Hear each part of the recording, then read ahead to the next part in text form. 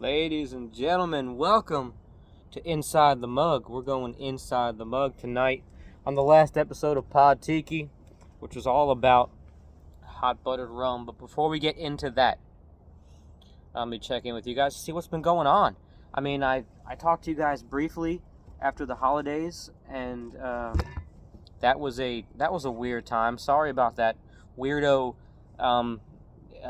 Christmas tradition episode, and not many people really responded to that. So I guess that was not really a hit. I thought it was cool. I thought it was funny, but maybe that was all information that everybody already had.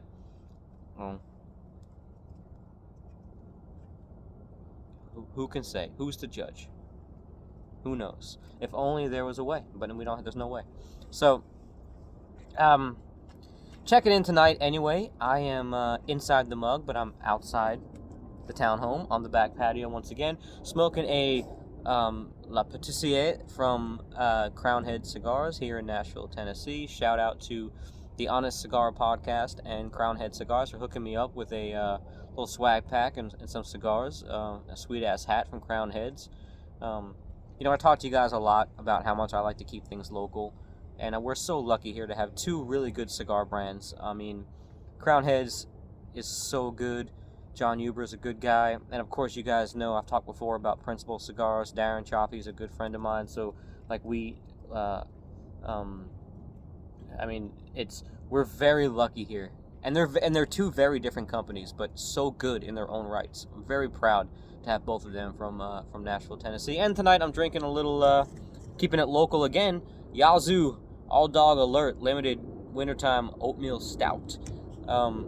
It's good. I don't usually drink beer with cigars. I feel like the hoppiness, the herbaceousness of the plant of the tobacco with the hops, they kind of cancel each other out. They don't really go well together.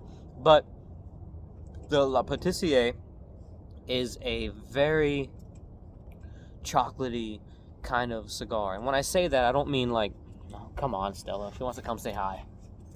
I don't mean like it's it's not like eating a chocolate bar, but the flavor notes that your palate picks up, it hits those same spots as like a dark chocolate or cacao or something like that, right, girl? And in an oatmeal stout, you hit a lot of those same dark, rich notes.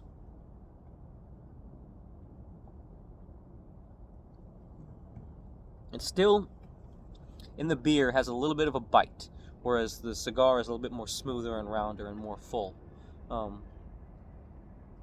The oatmeal definitely comes out in that stout. I love it. I love Yazoo. Again, I love a lot of their seasonal stuff. Much like Sam Adams, I like their seasonal stuff better than some of their regular stuff, although they do make the Dos Perros, which is a Nashville staple. If you come to Nashville and you don't have a Dos Perros from Yazoo, you're not really getting the full experience. Anyway, I digress. Let's get back to the show, right? I got some notes over here. So, hot buttered rum. This, again, like I mentioned in the episode, this is going to be something I've never done before. This is a sort of a companion piece to the episode.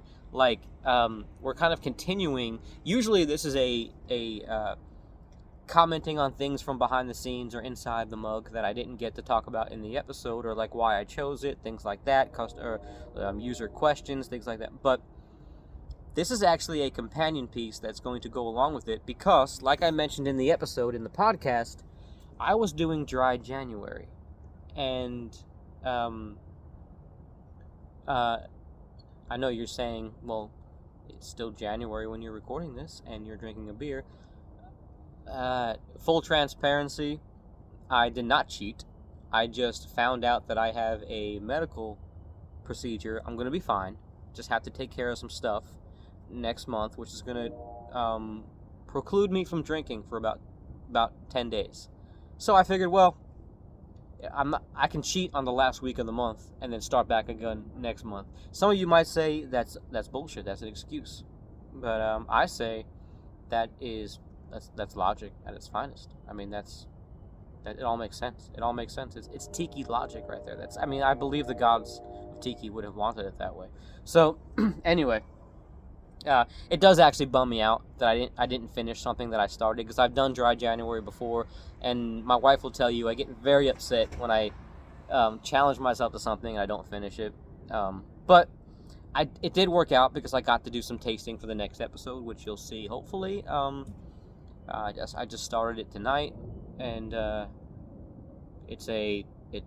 anyway, you'll see it next month. But anyway, that's how much progress goes into like doing these. That's why only one comes out a month or so, because it takes me a long time to do this. When you have a life going on, you have a day job, you have a wife, you have friends, you have family, and then I also am trying to do this. Like, also the things that it takes to make tiki drinks are not exactly the cheapest things on the shelf, so it takes me a while to get things done. Tasting, also doing multiple tastings per night. Like, you have a couple of drinks, your palate gets burned out.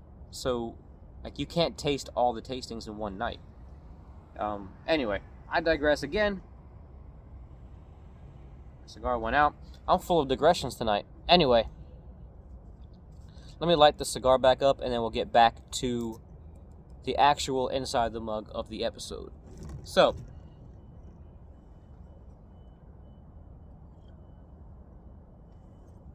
if you notice listening to the podcast, I went the colonial history route to explain this drink for two reasons. One, because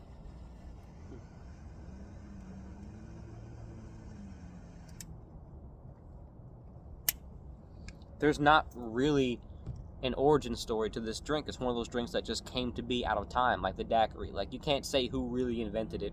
Like, it just happened to come up. I know there's theories, but you can't really talk about. Somebody out there right now is cursing at me because they know the story of the daiquiri. I know the story. I know there's multiple stories. But we can't pinpoint a fact in saying this is when it was started. And you can't do that with the hot buttered rum either. But back in the day, in the colonial era of America, when Medford rum and Massachusetts rums were really popular, that it was often, adding things to drinks, especially dairy and butter, was a very commonplace thing. So that's where I chose to start. On top of that, we also have the luxury of having a really good American rum right now in Privateer. I know you're saying, oh, you're just a mark for Privateer. Like, you're just jiggling the Privateer balls. No. It actually is a good rum. I don't ever reach out to anybody that I don't truly believe in at first. And if they happen to be cool and we become friends, that's awesome. And that happened with Andrew Cabot. Like, I liked the rum first, and then when we talked, he actually ended up being cool, and we've hung out a bunch of times since then. But the rum was actually good. Which is what, and I tell you what, here's how you know I'm telling the truth, because I started out talking shit about some people and about how their style is very repetitive, and then I met these people and then ended up being friends with them, and then or admiring them, and then there's some people I used to admire that I then met and didn't treat me very well. We'll just keep it at that.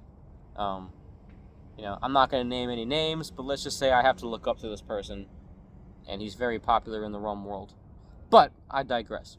I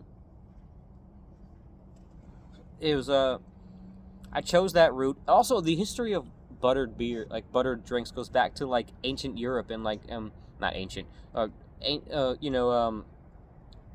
back to like European butterbeer, which I thought was just a Harry Potter thing, but it actually is a real thing, and that's so it kind of you could tell that it was always that sort of mixing was always prevalent. And back in the day, those taverns in early America, they had to come up with ways to make themselves different, to differentiate themselves. So they pretty much came up with different recipes, different things like that. And it's funny because I talk about this in the episode, but some of the stuff that we recognize as holiday drinks now were just commonplace drinks there, and especially all winter long, right? I even figure the hot buttered rum to me tastes more like an autumn fall drink than like a midwinter sitting around the fireplace drink. Now, because of the relationship to early American colonial rums, I use Privateer, New England Reserve. I feel like they will say that is their entry level. To me, it's my favorite. I believe the Navy would probably be good. The Queen Share and all of their like barrel picks, those rums are exquisite. They're decadent. They're amazing. but I feel like they were there for sipping and they would get lost in a cocktail. You wouldn't be able to appreciate them. Maybe the New England, because it's a little bit more approachable on the lower end, and even their lower end is like way far above anybody else, would is it has more of those. This is where I fall in line. This is where I fall out of line with the connoisseurs, because people will say it's not as it's a cheaper rum. It's not as refined. It's got more imperfections. Imperfections, much like the fat on a steak. The imperfections are what give it its flavor. If you take all the imperfections out, you end up with a base spirit that we kind of forget sometimes that, I don't know, like it. I'm not a big fan of like overly nuancing something where you got to pay so much attention to the nuance that it's not enjoyable anymore. But anyway, I digress. I love that New England Reserve. I use that. I also feel like this drink would be great with a Cruzan single barrel, or even like a Flor de Caña 7, something a little like a still something that's still column still, but a little bit richer, like that sweet Spanish style, straight up like Caribbean rum. So in the podcast, I talk about I used the recipe from Sippin' Safari, which called for a teaspoon of the butter batter mix. And I talked about in the podcast how, because I was doing dry January, I ran across something later in the process that I designated myself one day in the middle of January to do the tasting to cheat. And I did all the tasting, and then after that ran across some other recipes that normally I would have held the podcast off, rewritten it with the new information. What's the word I'm looking for? Extenuating circumstances that I had to put that podcast out. I was running out of time. I also was out of days to cheat for dry January, so I had to put it out. So that's why you're getting this companion piece where I'm finishing the episode. I used the teaspoon recipe from Sippin' Safari, which was Don the Beachcomber's tiki recipe for hot buttered rum. 1 ounce of rum, which I know is low, but it's good for this because you don't want too much rum in this. 1 ounce to maybe 1.5 ounces. If you want more rum, that's fine. It called for 1 ounce of rum, teaspoon of butter batter, 6 ounces of water, boiling hot water, and then a pinch of cinnamon, clove, and nutmeg, and then a cinnamon stick as a garnish / stir. The minute I tasted this drink, something was wrong. I could not believe that Don the Beachcomber would put this drink out. It was off balance. It was out of whack. And I can't believe that Beach Bum Berry would publish it. I've met Jeff on a few occasions, and I probably respect him more than any other person in the industry. Not only is he the nicest guy I've met, but he's also the most knowledgeable. And his story, the way he came about being the tiki historian, is very, I respect that a lot. So he has my utmost respect. In fact, he was the one who got me into tiki, if you haven't heard that story yet. But we'll talk about that a different day. But I don't understand why he published this recipe and thought it was good. It's very thin. It lacks any substance. You don't get the butter or the honey flavors. The butter batter mix that Don Beach used was equal parts unsalted butter and orange blossom honey. You don't get any of those flavors in this rum. It just makes a weird, like, greasy film on top of the glass that's like rum and water. It's almost like a grog with a greasy film on top and a bunch of overly done spices because there's no balance to the spices. And that's what I wrote about in the podcast. Later, I came across a bunch of other recipes that all suggest using a tablespoon rather than a teaspoon. I don't know if this was an oversight or if I'm just using the wrong ingredients, but I tried the tablespoon, and so let me put it this way. In the first recipe out of Sippin' Safari, I had to add a honey syrup that I made with the orange blossom honey and some cane sugar to balance it out a little bit. Using a tablespoon of the original batter mix and leaving the syrup out, wow. That is the recipe.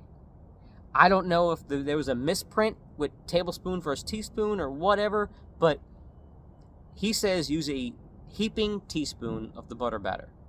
Maybe his heaping is more than, but I used a heaping tablespoon, and oh my gosh, the sweetness was there, the honey came through, the butter came through, it thickened up, the drink actually thickened up, the spices were more balanced, it was the rum came through just so, it warmed the cockles of my heart, like, just thinking about it. It was an autumn cold weather, winter, midwinter, like, it was a great, like, holiday spice drink, like, it tasted so good. And I'm thinking, all you had to do is, I went through all this thing about trying to make a syrup and add and balance it out and all that, but all you had to do was add more of the butter batter. And I have to think, knowing Jeff how I do, and knowing he's such a great mixologist, something must have gotten lost in translation there. I mean, the honey came through. The clove and the cinnamon, the nutmeg, they all bounce each other out a little bit. Clove and cinnamon together make a little bit of a stringent flavor. I would maybe substitute the clove for some allspice. Oh, there's my dog barking at other dogs. Because she agrees about the nutmeg and the allspice. So she would, yeah, that's what she said. That's what she's talking about right now. Allspice. I get it. Yeah. No, she hates the nutmeg. See, she hates the nutmeg. When I say nutmeg, she says, yeah. Even the word makes her angry. Stella, come on, girl, calm down. It's only some ground spices, okay? So, but what's cool is that what I enjoyed about this too is the baking spice flavor. Like when you get clove, it's very creamy. And then you add nutmeg and cinnamon to it, and then when you breathe in through your nose, you almost get like a coolness, almost like a peppermint coolness. Like baking spice has that kind of cooling flavor if you have too much of it. That's kind of what I got from this. Spices could have been toned down a little bit, but again, it's all moot because the addition of the more butter batter was incredible. It worked. It was the best thing. I say do a heaping tablespoon, and by heaping I mean like you do a tablespoon, flatten it out, and then go back and do another scoop, and just whatever you get, you get. Like, and that's, I believe me, I hate unspecific. When I started this podcast, if you go back and listen to the originals, you'll hear me say, I will never be like, add to fill or heaping teaspoon. Like I hate unspecific amounts. I want to know exactly how to make it just right. And I know there's a little bit of, every bartender, everybody that makes it will make it their own. But to start with, you should have a recipe. But this, saying like being a heaping teaspoon, you really can just, you take a teaspoon, level it out, and then take another scoop. And whatever you get on top of that is your heaping teaspoon. And it works amazing. You get the butter, you get the honey. I never would have thought by just adding a little bit or a double scoop of that honey butter mix, you would have gotten so much more thickness and honey. The sweetness just comes through so much better. Like it just goes to show you that you can't tell with the amount sometimes. Like you can't guess what a double of amount is going to be like.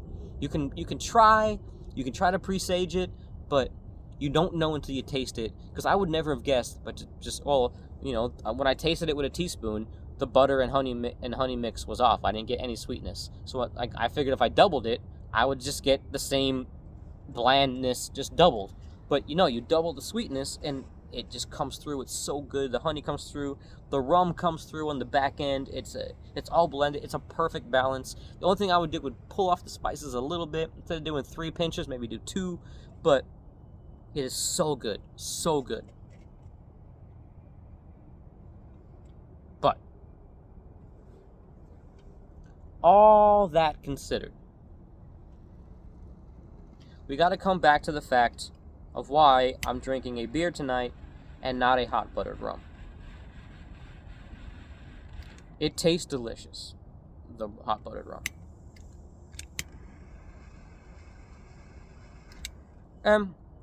Despite the fact that I do think it's more of a fall drink than a winter drink, it can last all winter long, especially now the holidays are over. We still have those, you still have, people like to jump on this bandwagon of New Year's resolutions, and I'm doing the same thing. I actually feel great, like doing dry January, been working out, been eating healthy, it's awesome. But let's not also forget that we still have like 2 or 3 more months left of winter. And this is the time when the holidays are over that there's nothing really to look forward to. It's just straight winter. And it's just cold and nasty and dry. And even the trees are dead and reaching out for sustenance and reaching towards the sky with their limbs like little fingers, like, please get me away from here. But it's not gonna, there's nothing, there's Valentine's Day, but that's usually a personal thing. There's nothing really socially, this is family time, hunker down, and then there's nothing really social till St. Patrick's Day. And then, so there's not really nothing going on. So it's the perfect time to mount up in the cold weather with a hot buttered rum. The reason I'm not drinking it tonight, simply because of texture. And I'm not going to say mouthfeel, because I've used that term in the past, and I've realized that it's just a dumbed down term for mouthfeel. Mouthfeel is just a dumbed down term for texture. The texture of this drink is greasy. And something about drinking straight butter. Look, I am not the epitome of health. Obviously, I drink on the podcast. I like to cheat with fried meals here and there. But I do pay attention to what I put in my body. We only get one. Whether you're a God-fearing person or not, I happen to be. God only gave us one body.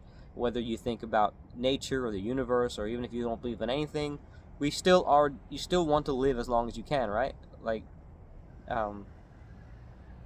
Even though living is kind of a pain in the ass, it is. But we all have to do it, and we like to keep doing it. And so drinking straight butter kind of grosses me out. Actually, it really grosses me out. I didn't think about... I knew this drink had to be done, and I will do more versions of it in the future, I promise. I'm not going to let a little beer gut turn me away. But it's a pain in the ass to make the batter, and it's gross. Drinking butter is disgusting. Look, I'm not anti-butter. I know that it has its place in cooking. I cook with butter. I cook with butter and olive oil. I know that in certain things, it definitely adds to flavor. An English muffin with some butter on it and some jam is one of my favorite cheat meal weekend things. But you can't eat that every day. And I'm not just... You're getting like when you eat a piece of fruit, it's better for you than drinking fruit juice. Because fruit juice, you're getting all the sugar, and your body is not digesting any material. You eat a piece of fruit, yes, you're getting that sugar from the fruit, but you're using that sugar to digest the meat of that fruit. So you just drink. So butter tastes good for cheap things. Like nothing beats a fried egg in butter. Like, that's amazing. But drinking straight butter is gross. It's really gross. And it leaves like a greasy film on my lips, which I don't like. And in the glass it actually looks good. It actually adds like a little bit of a espuma or a crema, whether you're French or Spanish, like a little bit of espuma in the on top, and it almost like an espresso, espumita. But so it looks good, but the texture of it, the feel of it on my lips is kind of gross. It's just greasy. It's I don't know. I believe there's other ways to make drinks like that. Eggnog doesn't gross me out for some reason, but butter grosses me out because it's like all lard and fat and just, I don't know. And I know that I eat cheese and I eat eggs, and so dairy, but I do consume milk in things, but something about milk in general grosses me out. Like, we're drinking the the lactate of another animal. That's weird. Also, even when I was a baby, my mom will tell you I always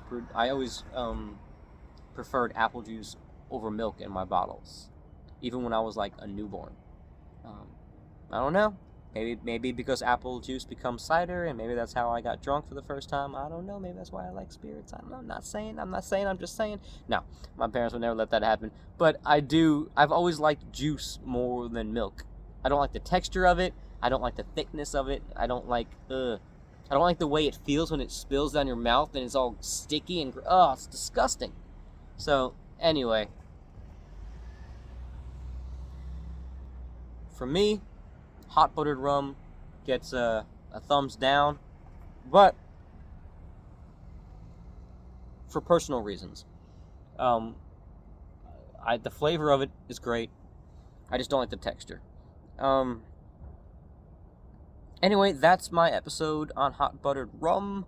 I will probably do an update on the podcast for the audio listeners to kind of let them know what the official recipe was. So the official recipe being 1 ounce of amber rum, 1 heaping tablespoon of batter mix, and then a pinch of cinnamon, nutmeg, allspice, cinnamon, nutmeg, and clove, 6 ounces boiling water. What I did too was, instead of pinching each, I did an equal part mix of all those spices. I would also throw a little bit of I would back off on the clove and put a little bit of allspice in there, because the cinnamon clove has a very creaminess to it, but also it can be a bit overpowering. Also, it depends if you use powdered or fresh. All of that is in consideration, which I didn't do. I used all store-bought powdered stuff. But yeah, and for the cinnamon stick, I do think the cinnamon stick is essential. It adds to not only the scent when you burn it, it adds to the scent, and then also you put it in the drink, you can use it to stir. The flavor, and the aesthetic of seeing that cinnamon stick, like, it adds to the experience. So, anyway, guys, until next time, Stella's getting cold, so we're gonna say goodbye, and we're gonna go back inside the mug. You wanna get in there? No, she doesn't. Anyway, guys, I'll see you next time.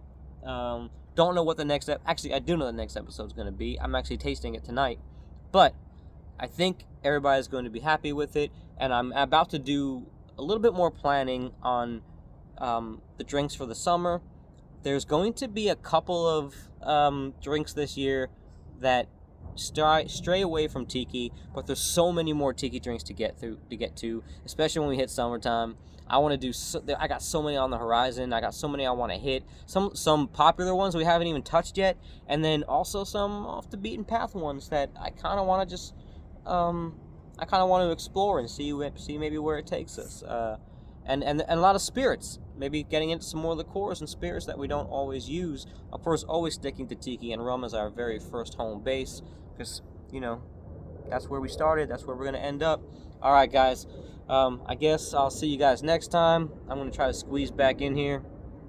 Yeah, so until next time, guys, we'll see you inside the mug. Oh, get back in here. Come on.